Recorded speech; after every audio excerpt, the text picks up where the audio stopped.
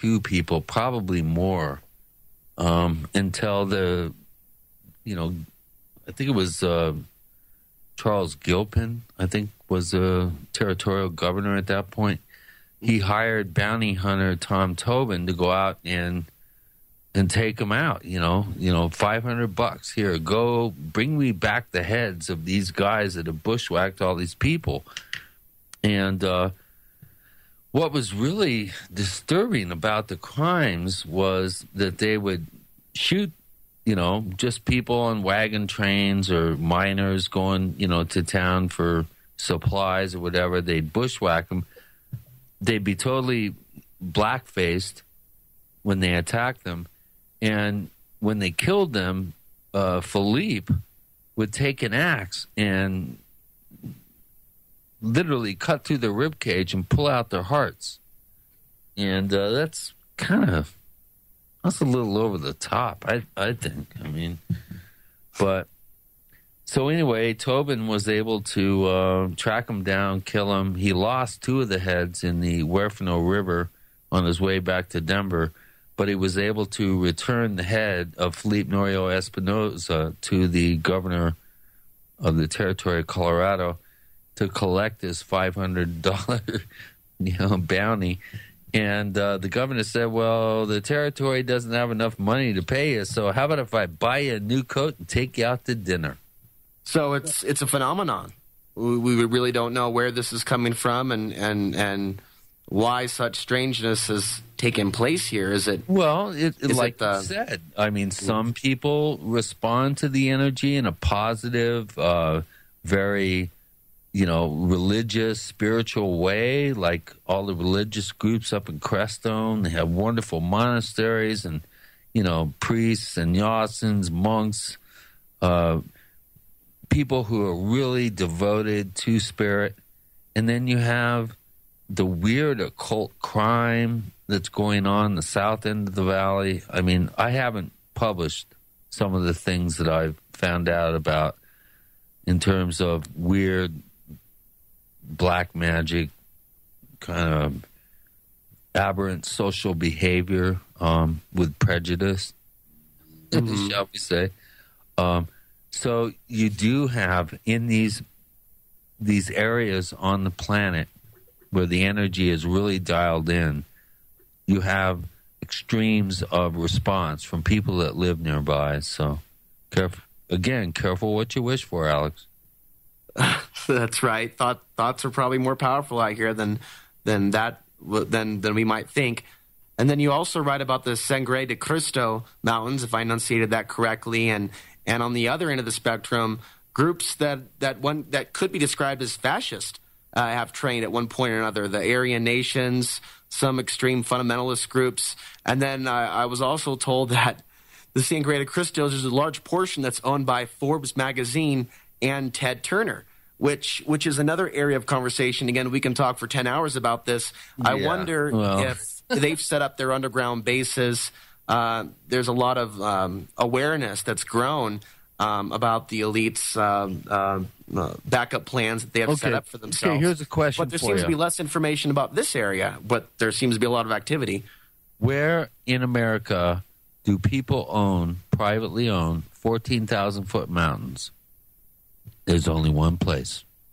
And wasn't the Sangre de Cristo mentioned in Patriot Games, I believe, by Tom Clancy? Actually, I think it was Clear and Present Danger, but I need to check my notes on that. Yeah. There are...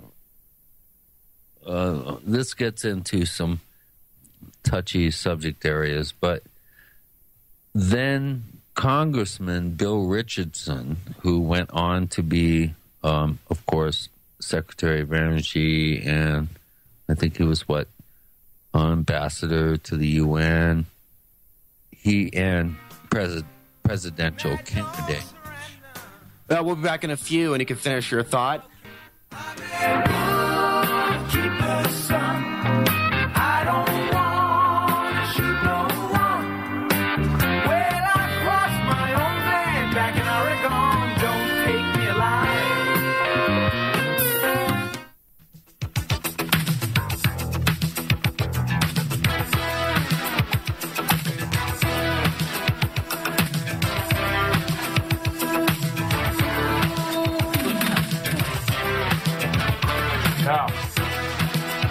And welcome back. And our special guest tonight is Christopher O'Brien. You've also done a lot of investigations into strange animal deaths, also known as cattle mutilations. And for years, this was something I was never interested in. In fact, I'm really not that interested in cattle mutilations. It's kind of an area where I've never gone. Yeah, me neither. You either. Well, you just kept bumping into all these stories, and people began to contact you. And I think there's, from the evidence, from the documentation in your books, from my perspective, Chris, it looks like this may be if you feel comfortable talking about this, a military operation. When we hear stories about black helicopters being seen in the areas where these mutilations are taking place, I've heard people speculate maybe they're doing it to frighten people into not migrating into certain areas where they don't want people. My new book that will be coming out in September, the working title is Stalking the Herd, will be a complete examination of humankind's incestuous relationship with cattle and how it might be involved with the cattle mutilation phenomenon. And, your idea that, Chris thinks it's all, government black helicopters coming down and blah, blah, blah. If the black helicopters are coming down, they're doing it to try to make people think that they're the ones that are actually doing the true, real mutilations, which are very rare. Out of 100 mutilations, 10 of them, maybe 15, are something other than misidentified scavenger action or predator damage. Okay, first of all, like UFOs, 90% of UFO sightings you can explain. Same goes for and holds true for the cattle mutilation phenomenon. We're talking about 10, maybe 15% of cases that are truly anomalous. Something killed the animal or discovered the animal dead and disfigured it that wasn't a coyote, a magpie, a crow, a skunk, blowfly larvae, whatever. So, I think, and I'm just throwing this out there as a what if the government's involved, and, we do know there's been over 300 documented sightings of helicopters in and around mutilation sites. We do know that. Perhaps maybe they're trying to convince the ranching community that the government's responsible because they're so afraid that the ranchers would find out that something else is going on. Now, do I think that's aliens? No. Do I think it's ritual magic being done by ritual groups? Maybe.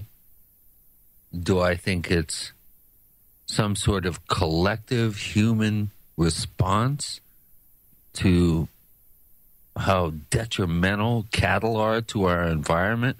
Cattle are the most catastrophic things living on the planet besides humans.